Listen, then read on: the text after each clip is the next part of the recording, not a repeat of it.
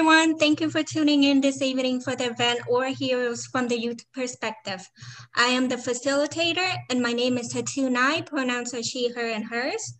So many of our heroes are in their 70s or older now. Most of them are still living in North Carolina and forgotten. This year, we wanted to do something different for Memorial Day celebration. We still want to honor those who have sacrificed, fought, and are still fighting for our freedom. We have noticed there is a huge generational gap between our youth and elders in the community, so we are doing something a bit different.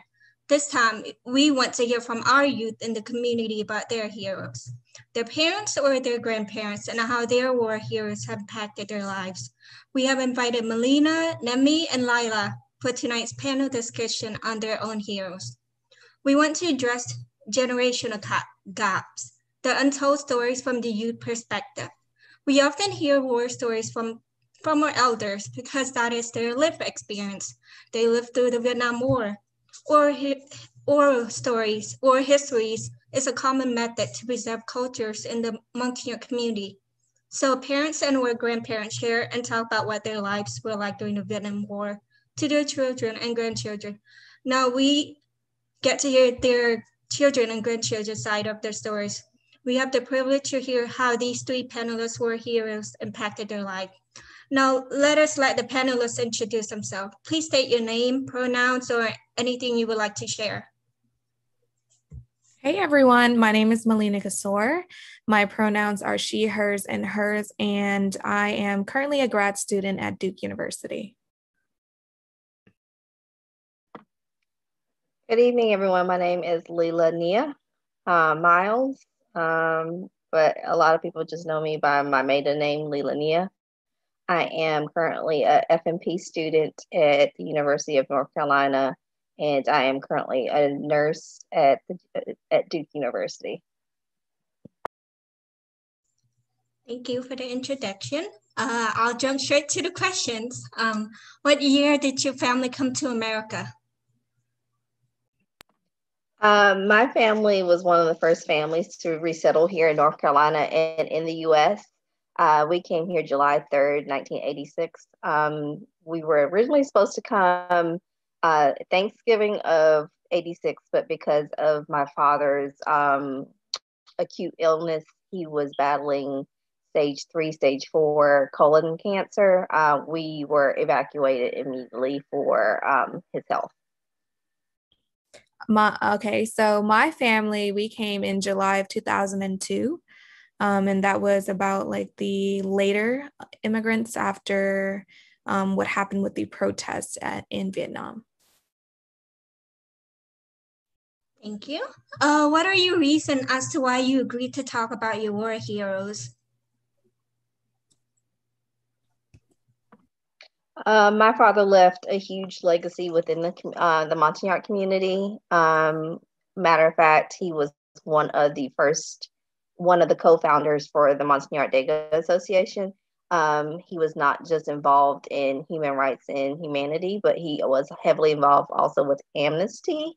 He has also been to other worldwide events such as the Geneva Convention. He's attended 2 Geneva Conventions as far as human rights, standing up for human rights and dignity. He was a huge advocate for higher education. All 3 of my siblings and I are currently in master's programs, not just with us, but even with our family back home. I have 6 other siblings back home, half siblings, and I have also 41 nieces and nephews that he has made such a big impact on. And it's just not us, but the community itself. If you were to ask who my father was, they would definitely speak highly of him. So I'm just making sure that his voice is heard from here on out and also to share his story.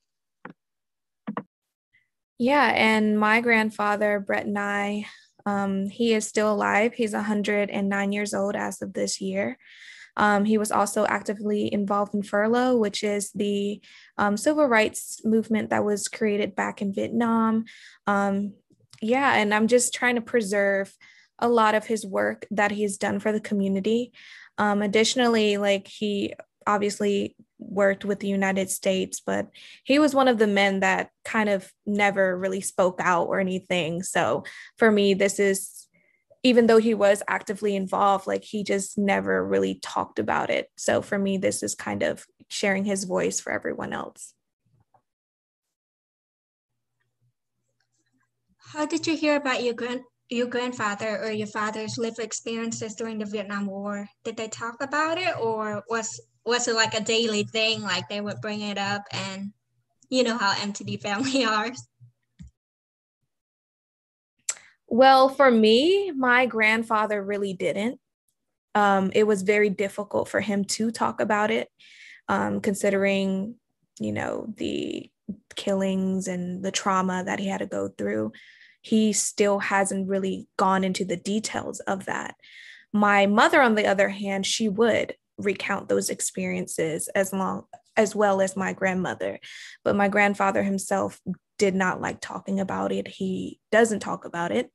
But growing up, I always would see that he still was proud of his involvement. He'd go into Asheboro and get his pinning, and every time they did the memorial thing and things like that. But it was more so through the women, more so than the man in my family. So my father made sure from a young age what our story and what he did, as far as his legacy, not just that we saw firsthand, what contributions he made, when MDA started becoming more political way back then, and there was starting to be a divide. He also founded the Montagnard Dega Foundation, and then also after that, the Montagnard Human Rights Foundation. So he has had a huge impact within the community, as far as, setting up organizations speaking up on human rights, and as far as making sure not just the Montagnard community themselves had dignity and was represented equally, but also the whole, everyone as a whole. He also used to give us stories. He wouldn't recant them, all the way, because he did suffer PTSD. And the reason why we knew he suffered from PTSD is that we randomly at night, we would hear screams from their bedroom, and it would be him, having these recollections of, what happened back then. But he would talk about his time in the Viet Cong prison camps after the war. He told us what he did, and how he helped our people.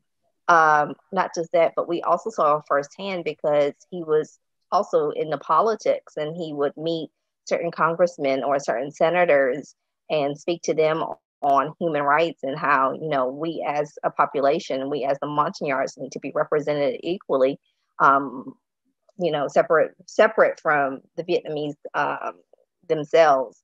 So he instilled so much in us. We not only heard his stories, but because he was heavily involved in the community, we would hear stories from many other elders, and hear their perspectives and how they met my father and how they changed things. And it was just, it's something that I want to honor from here to the day I go, to the day I die, and I'm going to make sure that my children know, their path, their legacy through me, through him. And then it's unlike Melina, my mother was the quiet one. She would never really talk about it, but it was always my father who was just like, this is what happened, make sure you know your identity, make sure you never forget your identity, because this is you, this who makes part of you. Yeah, I definitely agree. Like my grandfather always made sure to speak with us in our tribal tongue at home. He refused to speak English. He didn't want to learn it. He didn't really care to learn it, obviously. But it was more so he valued and respected Montagnard culture. But I feel like his experiences, he wouldn't speak to them with us. He would share them with his, wife and his daughters. But for me, as his granddaughter, it was always, I had to learn it through my mother, because there was this kind of boundary where I didn't feel comfortable in stepping, or even comfortable in asking those very intimate questions. So that was something we were still constantly learning. And that goes with the generational gap, because, you know, that's your father. For me, that's my grandfather. So it was always a very, very gray area in terms of how to get to that sentimental conversation without disrespecting him as an elder. So I feel like that kind of experience, I feel a little bit detached to the actual trauma, the actual experiences. I know that he was captured and put in prison for a little bit, and that's it. Like, I don't really know the things that were done to him during that time.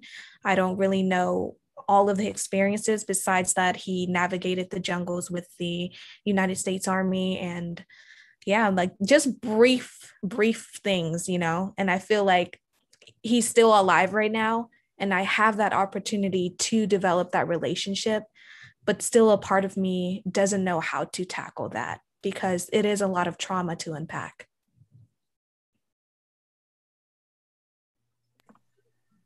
Thank you for sharing. Please elaborate if you want to expand on your answers further on, if my questions limit your answers or anything of that sort. How did your war heroes explain as to why the Vietnam War happened?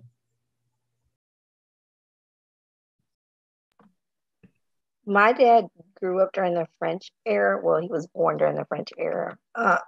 So he grew up speaking French. Henceforth, my name is actually French. It actually means purple. But on another note, but he spoke French, Vietnamese, English. He went to the lycée and learned not just French, but also English, and then spoke, Vietnamese in our native tongue, which is, but he basically told us that, we were in Vietnam for generations, many, many years, like, and then all the French came in and they took over. And then it was basically a battle over power, land. So then the Vietnamese came in, and he used to say the Vietnamese weren't there to begin with. They were basically ancestors of the Chinese.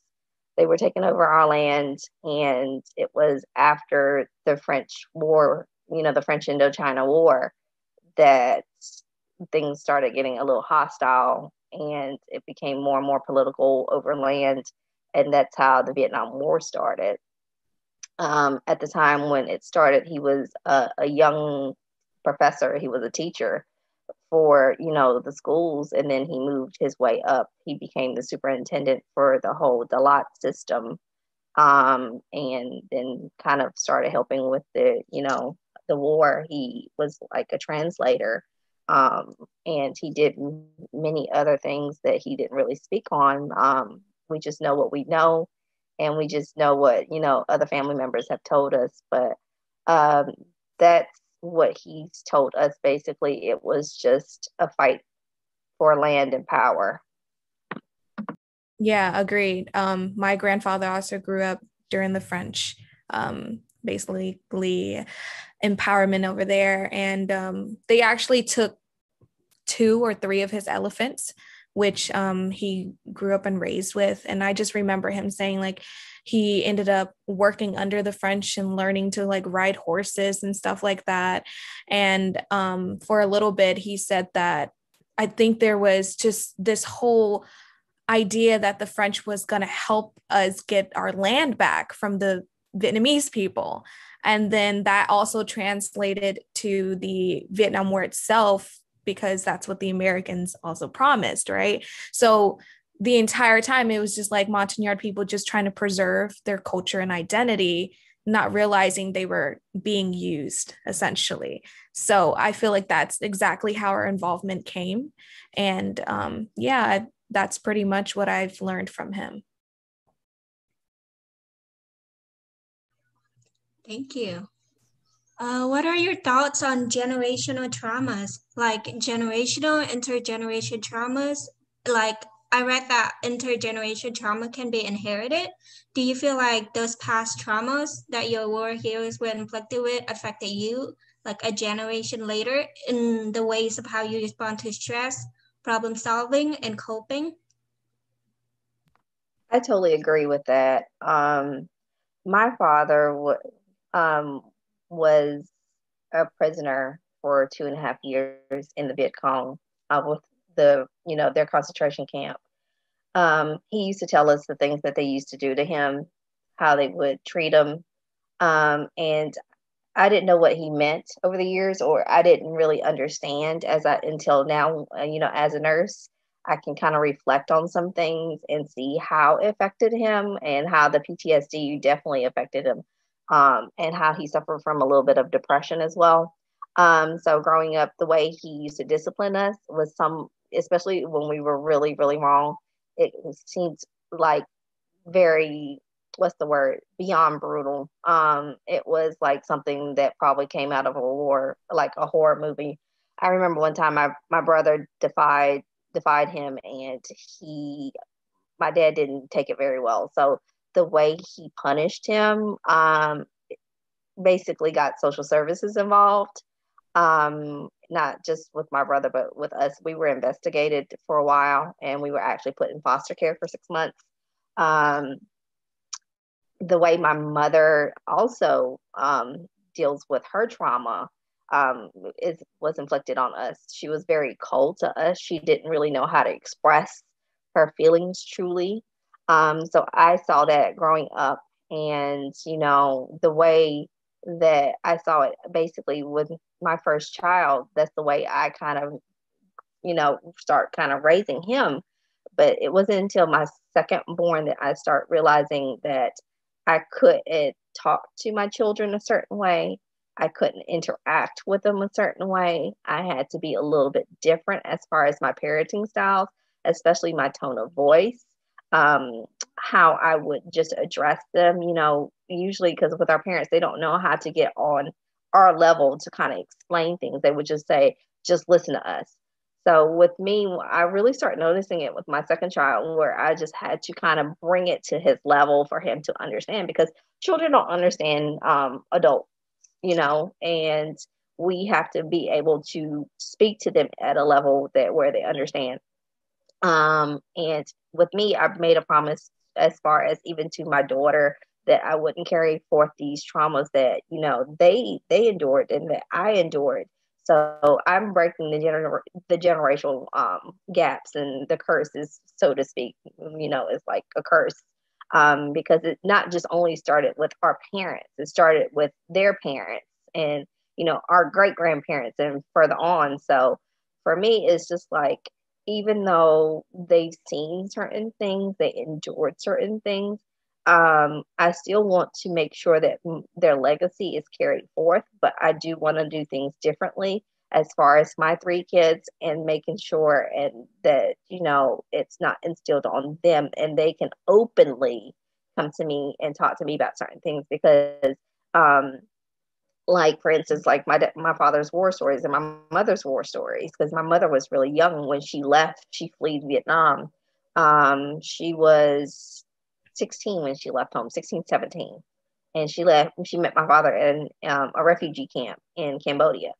So she has her stories, but she won't speak on them. So it's just like, I want my children to be able to come to me and ask me and be comfortable with anything that they might be uncomfortable with asking.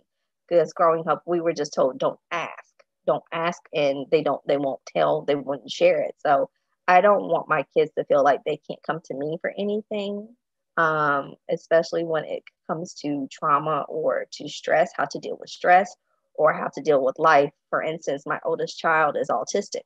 I never want him to feel uncomfortable where he can't come to me for anything. Yeah, I feel like I'm exactly in that predicament in terms of breaking those relationships and those generational trauma. Most definitely, I definitely grew up experiencing those types of methods for consequences for acting wrong or having mischievous behaviors. I wasn't able to really comprehend the severity of how exactly like this was wrong, because every other Montagnard I knew also went through it, right? So until we grew up, until I realized this isn't okay, you're not supposed to be scared of your parents, right? You're not supposed to be scared that one little slip up or one little wrong word is supposed to get you in the situation where you feel completely helpless, completely not human, right? So it took a lot of learning. It took a lot of empathy to forgive my mother, to forgive my grandfather and my family members, and to work on a way to show love. Me and my mom and dad, we didn't grow up saying I love you, because my grandfather didn't do that, right? And right now we're in this situation where my grandfather, all of his kids are here except for like his 70-year-old son that's back in Vietnam. And we have conversations because none of his grandchildren come in anymore. And I think it's because a lot of them don't have that love for him. And unfortunately, it's just me and my siblings because we grew up in that third generational household. And a part of me feels like this is a responsibility for me to show that, hey, despite all of our history, despite your trauma, I understand that that wasn't a place out of malicious intent. That was out of this trauma that we couldn't really comprehend at the time. So for me, it's kind of teaching my mom, right? Teaching my mom how to love her own children. It's like a crazy job to think about. And because they came here later, because they had to suffer a little bit more back in Vietnam, it was difficult to navigate just life being here and then also seeing American culture and like, what the things that like we would do here. My family, I don't want to talk about it, but like CPS was called, not on me though, it was on my cousins, because that same situation all happened, right? And I guess for us, it's kind of like this is still happening. It's not talked about. It's still happening in multiple families. And it's something that we as a culture have to address, that there are other ways to talk about mischievous behaviors or something we just don't agree with as a family, instead of automatic physical altercations. And that generational trauma is a taboo subject because it is elder versus children, essentially, right? And it's something that we have to unlearn in a very empathetic way, because it's what they know. It's not what they intend to do, but it's what they know and it's what they've also experienced. So we can't be mad at their lived experience and how they've shown it to us, but we can learn to forgive them, to love them, and show them a different way of having this conversation and building trust after whatever behavior has been inflicted in the family. So yeah, I definitely agree. It's a very tough subject and an unspoken one at that. I totally agree, and like I relate to that on a very personal level. It's like I want to blame them and find fault in them, but at the same time, like they learn and grow from that. They've seen like what their parents went through, so they're mimicking what their parents are going through. They think that it's okay. If that's what my parent did and nobody punished them for that, then I should be okay with that. And but we're a little bit different than that. We know that it's not the right thing. We want to blame them that it's wrong. Those are harsh punishment, but at the same time, they're not at fault. They don't know any better, and it just happens to be that. So I felt that on a very personal level. Okay. Transitioning to a military lifestyle, how did that impact your family?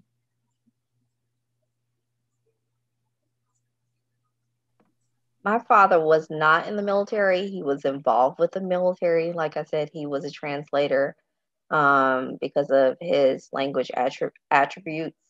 But, whatever he was involved in, he made sure he told us about it.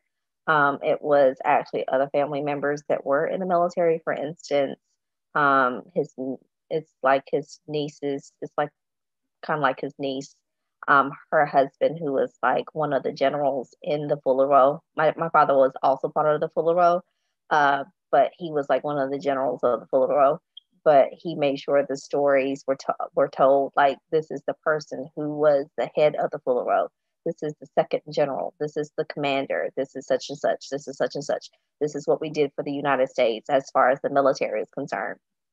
And not just that, but his comrades that were in the military that I still keep in contact with. Matter of fact, they still care. They still share their stories, and I also with their children. Their children and I are close because we grew up together.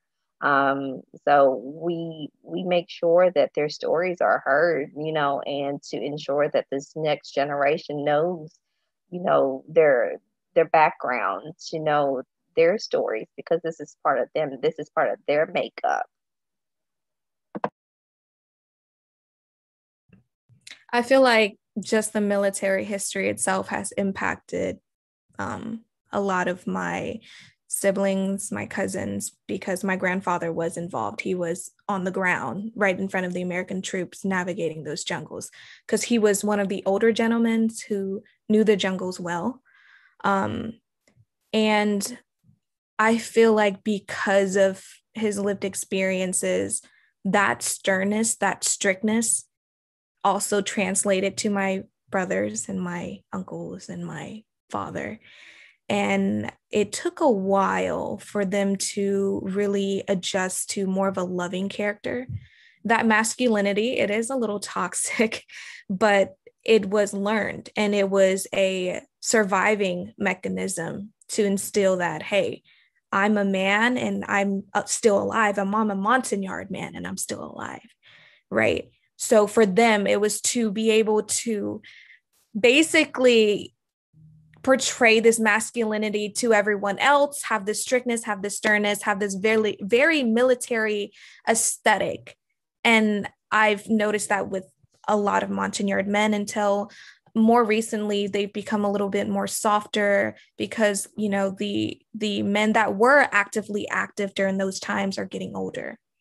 So we're kind of in this weird stage of remembering those military lifestyles. And my little brother actually wants to go into the military. He wants to go into the Navy. And I know a lot of Montagnard men who are in military, like a lot of them are Marines, a lot of them are also in the Army, and you see that kind of prideness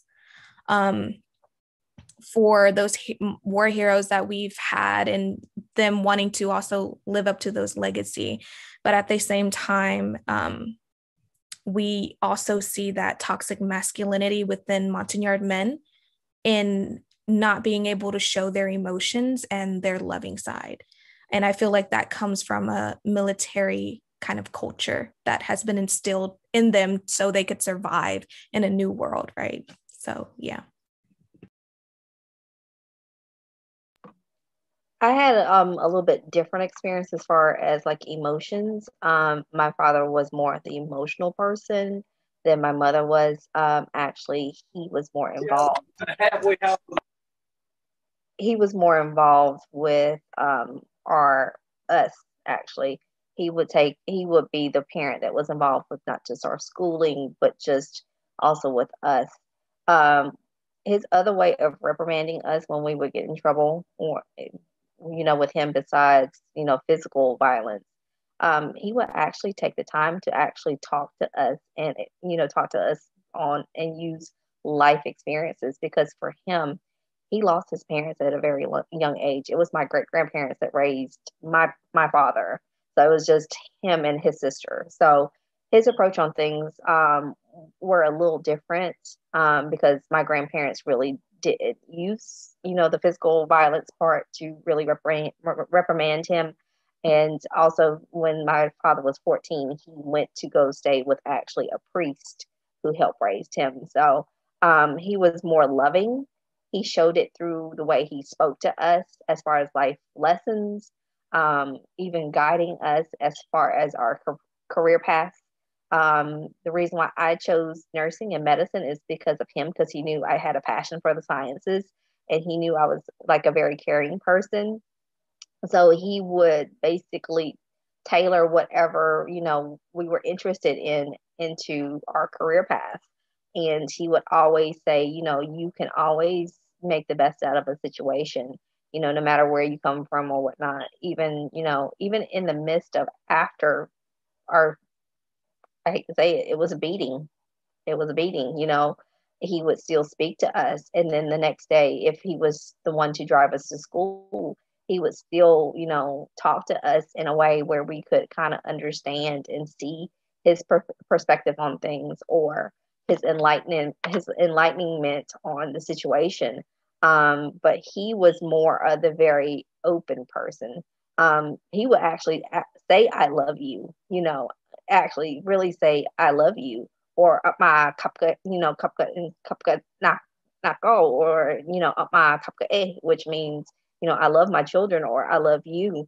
And it was an endearing moment compared to my mother, who would just never really say it. So as far as that, the military style, he did have that part, but I think most of that came from his PTSD while he was in the imprisonment camp.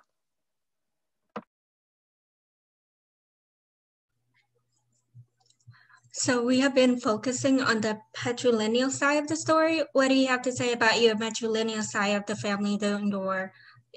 So women did a lot while men were out fighting.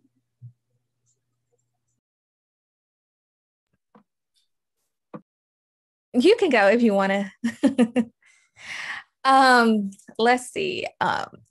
Basically, my mother and my grandmother were really hard to get to. They are very traditional. They've always had my grandfather's back, right or wrong. And I think that experience is very different from Leila's, because, like I said, very stern, very strict. And it took a very long time to tackle the misogynistic ideas that were rampant in Montagnard culture, right? My brothers could act out the most insane way. Yes, they'll get a beating, but it was never to the extremity that I would experience. It was never like, no apologies. They were right. That's it. Even if they were wrong, they were right. Right. And for my mom and my grandmother, they were able to learn a little bit more empathy. They were able to learn more love. And I think it was in middle school where I sat down with my mom and we really talked about her traumas. And we were both crying. We were yelling at each other. I was threatening to run away. Like, it was really bad. But because of that conversation, we were able to really talk about the traumas that she went through under the generational trauma that my grandfather carried. And ever since that conversation, me and my mother has been constantly building this more empathetic relationship, of a healthier one. We're able to talk about things instead of quickly her get into the physical mode, or just not speaking to each other for days. And I've been super proud of my mom and my grandmother because they were able to share and be open about these feelings that they've gone through. I know my mother, when she was young, they were coming from Cambodia, and she just talks about going to the village and a lot of times witnessing her traumas, which is women being raped and villages being burned and all of that. So that was hard for her to unpack, but it took me maturing and being able to actually conceptualize her pain for her to be more correspondent and more open to having that conversation. I feel like a lot of times, in terms of just the generational gap that we have with Montagnard culture, that conversation isn't happening because a lot of times I think our kid, like Montagnard youth, wants to know, but they really don't want to hear it because it makes them uncomfortable. So my mother and my grandmother always talked about, how the women were feeding the soldiers. They talked about how the women, they took care of the kids, how they had to go out in the fields and all of this stuff. They were the backbone. They were essentially everything that held our people together. there were nurses. One of my best friends, her grandmother was a nurse during the Vietnam War. And we talk about all these lived experiences and how a lot of our women were back then embraced for their work, for their stature in our community. But now it seems that that misogynistic kind of patriarchal idea has limited them to just a household wife. Not saying household wives aren't amazing, but the stigma that comes with that. Women are deemed to just people who wash dishes and clean and cook, you know? And I feel like just our culture ourselves, like we don't see even like women leaders in churches, right? And essentially that is one of the driving forces in our community here in the United States. But yeah, those are my feelings in just the maternal aspect of our community and how we've been viewing our women more recently and what I feel like we can adjust and fix on. Yeah, so I just wanted to jump in really quick while Hatu is occupied.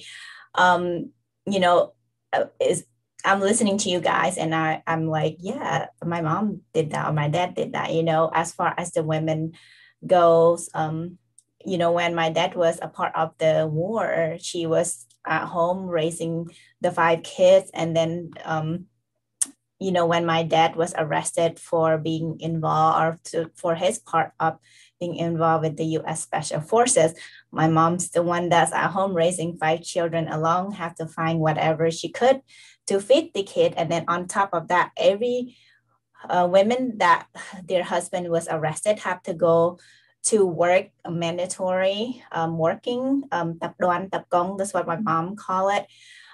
So you are mandated to go work. You don't get pay. And if you don't go to work and you lose your point and you don't get your like a bag of rice at the end of the day or at the end of the month, you know, stuff like that. And to this day, my mom is 78 years old and she still talk about those trauma that she went. You know, she gave birth to one of my brother in 1975, and that was the months that they were, you know, the war was getting ready to be over, but there was still bomb everywhere and stuff like that, where they had to hide in this little hole. My brother was like 6 days old, and all the women were told they had to move from one village to another where she had to walk. And she said that if she didn't have her friend, she could have died already, you know, from bleeding and stuff like that.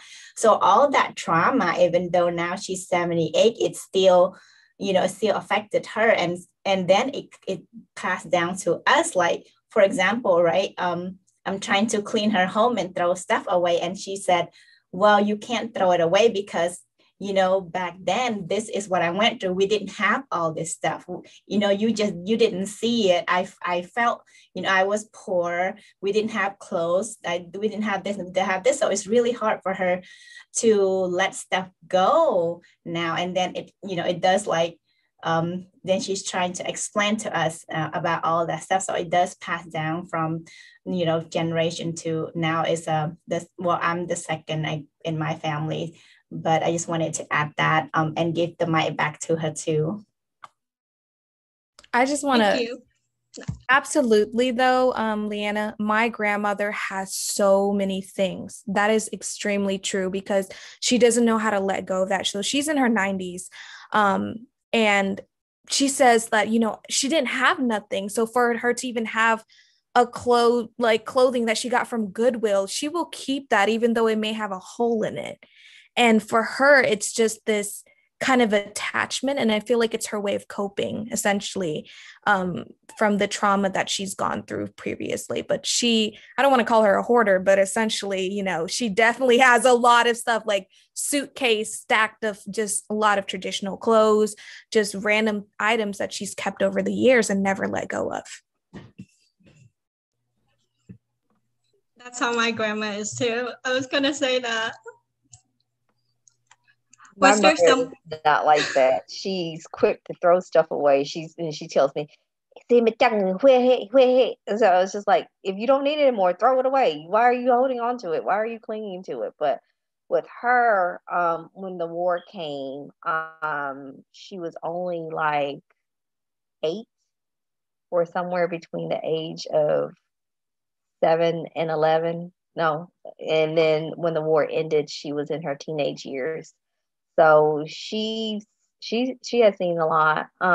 She had older siblings that actually were involved. Like my eldest uncle, who's no longer around, was actually a soldier for the American Army, and she didn't really speak about it much. All she says is one night that the Vietnamese soldier came in, and they took him away, and he never returned. So, and then my grandfather passed away when she was 10. She doesn't know from what, but also, he spoke French as well. So just, we don't know really what happened to him. So it's just like her trauma, she suffers in silence from it. She does have depression. She won't admit to it because that's also taboo to talk about mental health and depression. Of course, I know and I've seen the symptoms at firsthand because, that is what I am. I'm a provider and I am a practitioner where I notice these signs and symptoms. So it really hit her after the death of my father because that was all she knew, for over 30 some years of her life. That's all she knew was my father. And basically, my father was her coping mechanism. But in our household, it was different. My mother didn't just do all the cooking, the cleaning, and the household chores. It was actually shared. My dad would actually wash clothes, cook, wash dishes. Um, he was actually more active, active part of my siblings and I's lives compared to my mother. I mean, he was actually involved with PTA. I remember that. Like, he actually one year decided to run for PTA, some board of the PTA. I mean, he was involved when it came to us. With her, it's just like she was just really suffering in silence. Every now and then she would share what she's seen, but not to the extreme detail that my father would share with us. Um, but with her, it's just like she came with the first group of women that came to the States, and that was probably less than 50 of them total, dispersed around North Carolina. So just to know that, because the first group of us that came in 86, there was like less than 300. So out of those 300, probably 50 of them were women. So just imagine, even though they don't speak on it, what contributions they gave to the Montagnard people of that time. They were also part of the Fuller Road, but they don't talk about it. They share stories that said, they're like, yeah, your dad was part of the Fuller Road, or your uncle or such and such was part of the Fuller Road, and we just were there just to help them. But to what extent, to what capacity did you really help? I know there's a cousin of mine, her mother actually served, I think, in the Army in some way, but she won't share her story even till this day. I mean, she and I would speak on it, but she won't share it because of the stigma of, it's not good to talk about, or them still trying to deal with trauma that they've seen, during the war, with all the brutality, the killings, the bombings, etc. Not just that, hear stories of, if I remember my mom telling me growing up, if we weren't quiet, if the children weren't quiet during the war, they would actually leave the children behind or throw them in the Mekong River. Like stories like that. There's so much trauma that they endured.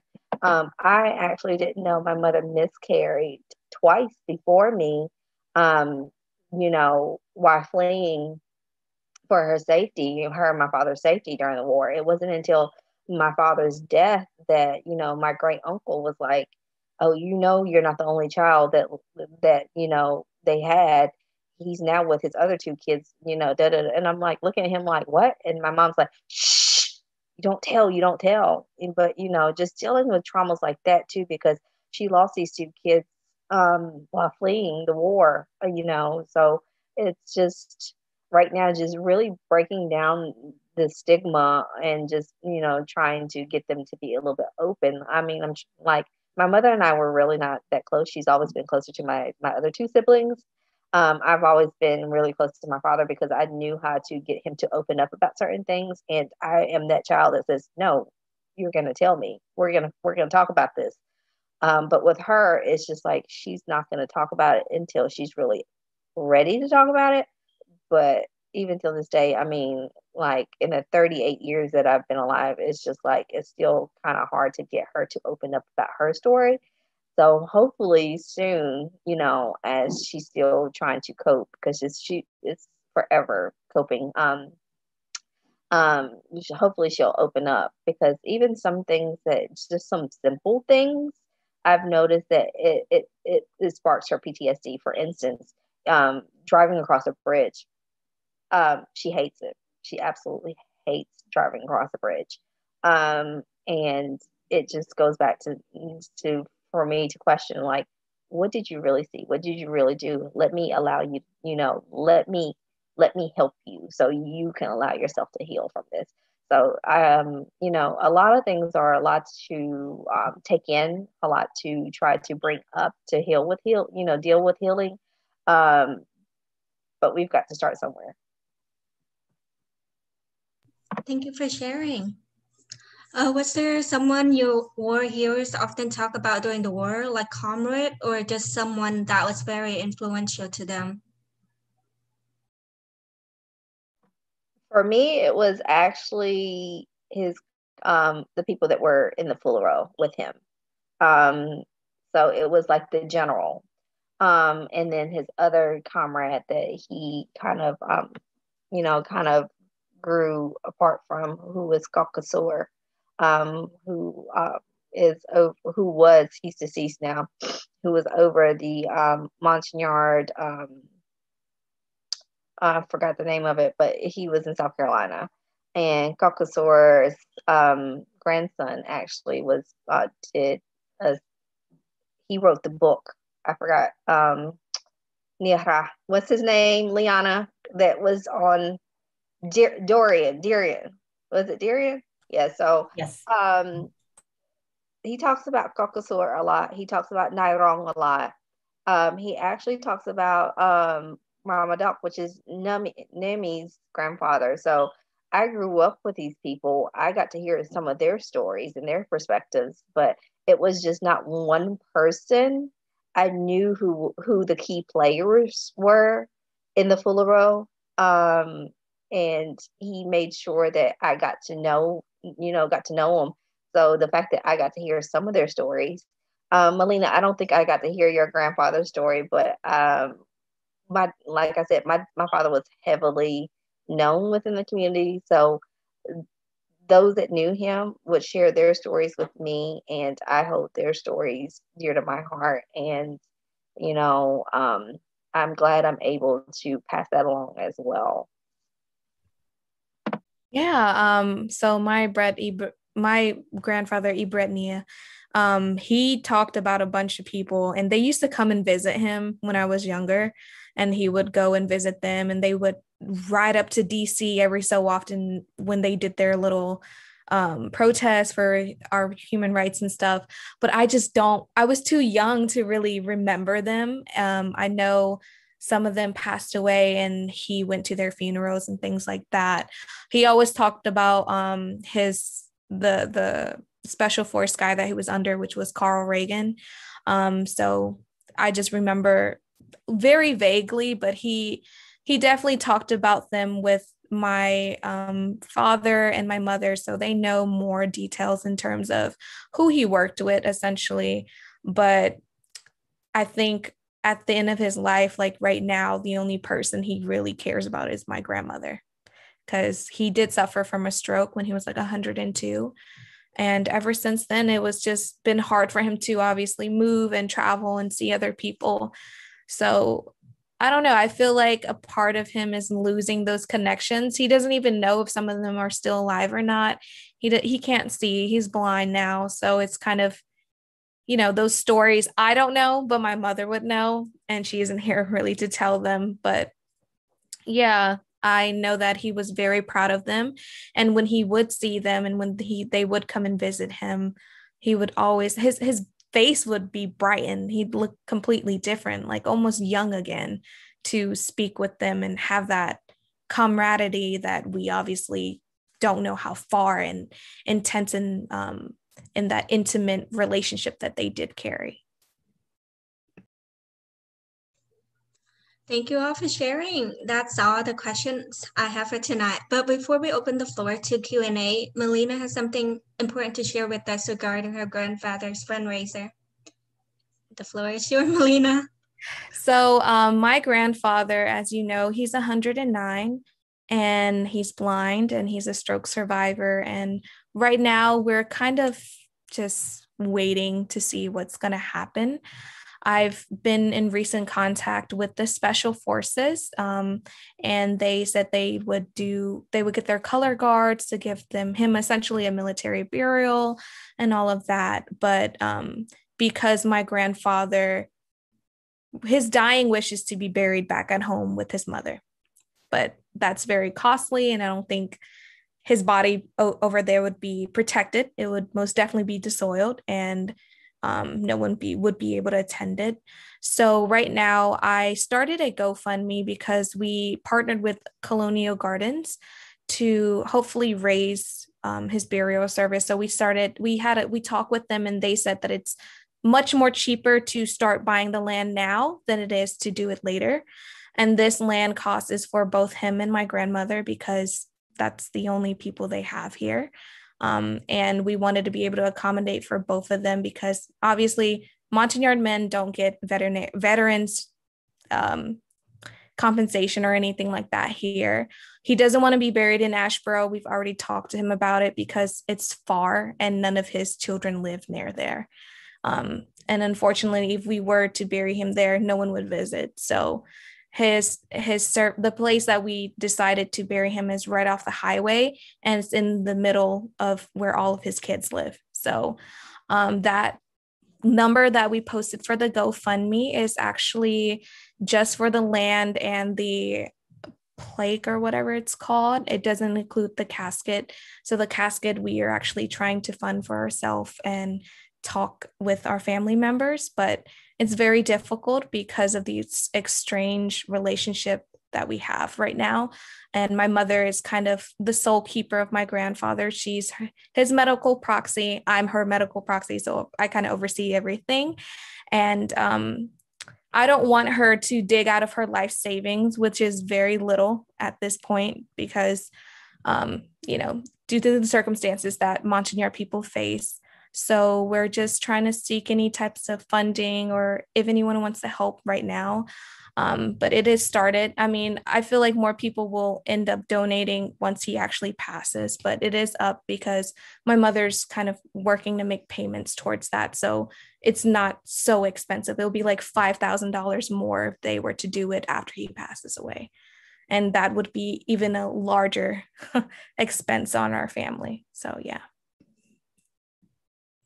Thank you for that, Melina. So one participant asked a question. What do Melina and Lila do to take care of themselves given all the pressures and burden that the war passed on to them?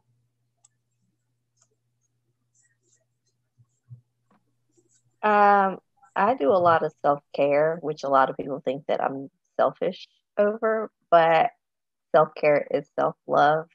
I garden a lot. I actually started going to therapy. So I see a therapist every week to kind of help, not just with past trauma, but also some things I'm going through right now. But my outlet is really gardening. I like to go outside, garden. I also meditate. I started exploring meditation a lot more. Journaling, and then also like self-affirmations and doing self-affirmations to kind of help heal these wounds, so to speak. But also my other therapy is to actually spend time with my kids and, let them know that it's okay. It's okay to be vulnerable. It's okay to, speak your mind and let me know what you feel. It's okay to be you. Growing up, we were taught to be a certain way and speak a certain way, but that's not how I see things, especially for my three kids. So that's what I'm doing right now I recommend therapy actually for everybody. Because just the outlet, having that person that does not know you and that is not interdependent or knows the situation, and it's a judge-free zone per se, but it's also finding the correct therapist that you get along with. But that's what I've been doing, is really therapy, journaling, exercising is another way too when I get a chance to. With grad school, it's crazy right now. And working a full-time job and raising three kids. But yeah, for me, it's therapy, journaling, meditating, and just doing the things that I enjoy, and also putting myself first when I feel like I need to get away or break away from life's, hassles. Yeah, so for my outlets, I actually, when I was younger and in middle school, I used to see a therapist. It was like 2, 3 different ones we tried. Unfortunately for me, that wasn't what I needed. For me, it was actually getting to, because it couldn't fulfill that void that I wanted, which was to have that conversation with my family members. I actually call my mother every day. I tend to love to stay busy. It's weird. I know. I'm actually, so the way that I kind of cope is to learn more about my history, to learn more about myself. I like to watch some Netflix shows with my boyfriend, and we're kind of like looking at things to buy as I move to Duke for my master's. And for me, it's kind of filling that void, filling that way of kind of unknown to my work. All of my passion drives from my identity and the lack of knowing. And for me, I use that to drive myself for community advocacy, to really look at everything in the world and to be able to take into it and learn about it, and to feel comfortable with the uncomfortability that exists. For me, I think one of my favorite things to do is to honestly read about everything. I love to read. I used to actually write a lot of poems when I was younger, and I recently stopped doing that because I don't know, I just don't have the time really. I like to cook. Oh my gosh, I have an air fryer now, so I'm like, experimenting a little bit air fryer stuff. When I was younger, I used to like to garden with my grandmother in the backyard. They would plant the most craziest things, and I'm like, I don't think this will survive, but hold and behold, their green thumb works miracles. I used to sit with my grandmother and also like learn to weave. Never stuck. I don't know how to do it, and I still really want to learn. But yeah, those are the ways that I cope, is just really focusing on my passions, which is the community work that I am indulging myself in, as well as what I plan to do for my essential passion, which is to be able to have our community recognized and be able to have land back at home to be called ours. That's my ultimate goal, right? To be able to have Montagnard on written things and check that off, right? That's something I'm kind of working on. And all of these things are tied to my work as a population health science major at Duke. And as a public health educator who just graduated from UNCG, those are the things I want to work as, just not just for our community, but also other marginalized communities and indigenous communities at that, who are underrepresented, who do not have a voice, and who also relate to the same stories that we are. And these voices need to be heard. And I feel like a lot of our cultures and indigenous cultures are being wiped out, are being forgotten because we're trying to survive in a world that doesn't fit us. Well, we are at 6:30 and I don't want to take your time anymore, but if anybody have any more questions, yeah.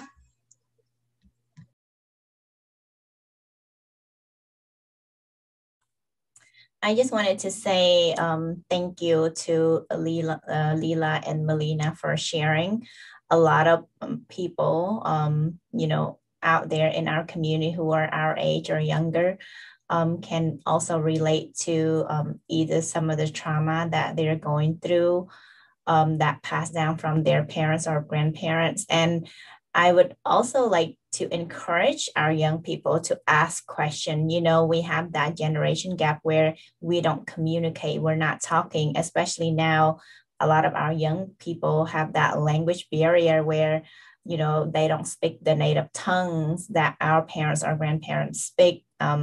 So we have that communication are not happening. So I really do encourage people to ask questions before it's too late, to learn as much as you can about your family history and all that, and to feel proud about who you are, and not hide your identity, whichever you identify as. So that would definitely encourage people to talk about it. And especially when it comes to mental health, seeking professional help is very important. Our parents or our family or friend are not trained to listen to our trauma, whatever the trauma that we're having. So definitely, and I encourage people to also seek, we have social work counselor who are clinical training background and all that. Definitely just wanted to add that to the conversation.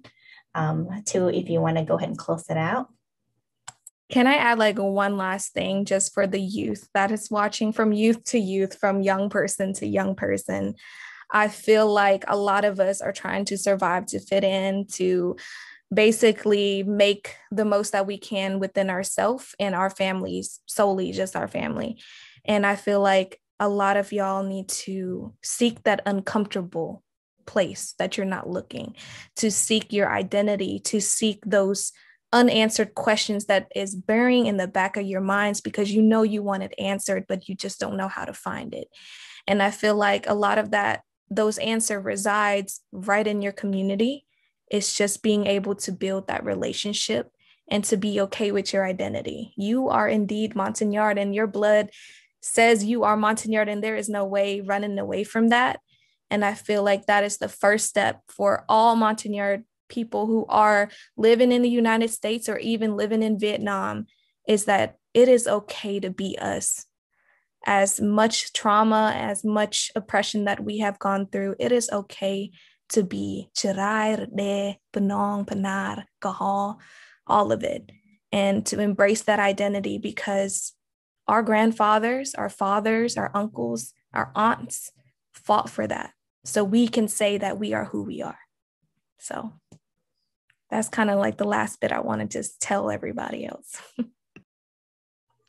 Thank you for that, Melina. Again, thank you everyone for joining us and tuning in, but especially thank you to our participant, Melina and Lila. That was a heavy topic, and we really appreciate you guys. So we're done. We reached our 1 hour, but we have upcoming events this Saturday and Sundays. If you want to join us, you are welcome. It's free. Bring your friends, your families. You can follow us on Facebook. It's Montagnard Dega Association, and we post all of the upcoming events and Zoom link and meetings and whatnot. So thank you again.